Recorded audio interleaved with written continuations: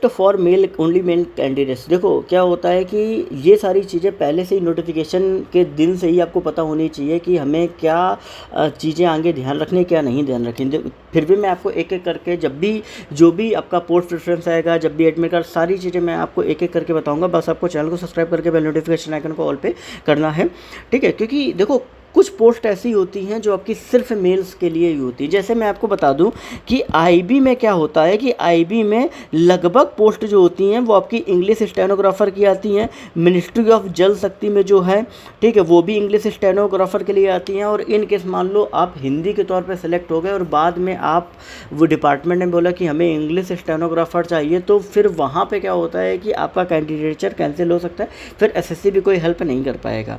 तो ऐसे में ध्यान में रखिए कि क्या पोस्ट मुझे बढ़नी क्या नहीं बढ़नी। हालांकि मैं उस टाइम पे बताऊंगा, फिर भी ध्यान में रखना कि एक डिपार्टमेंट हमारा ऐसा है, ठीक है, जो कि सिर्फ मेल्स को ही प्रेफर करता है, फीमेल जो है वो कैंडिडेट्स नहीं लेता है। वो है बॉर्डर और ऑर्गेनाइजेशन। क्योंकि देखो यहाँ पर क्या होता है, मेडिकल भी होता है और फिजिकल क्राइटेरिया भी आपको फुलफिल करना होता है, हाइट वेट वगैरह भी।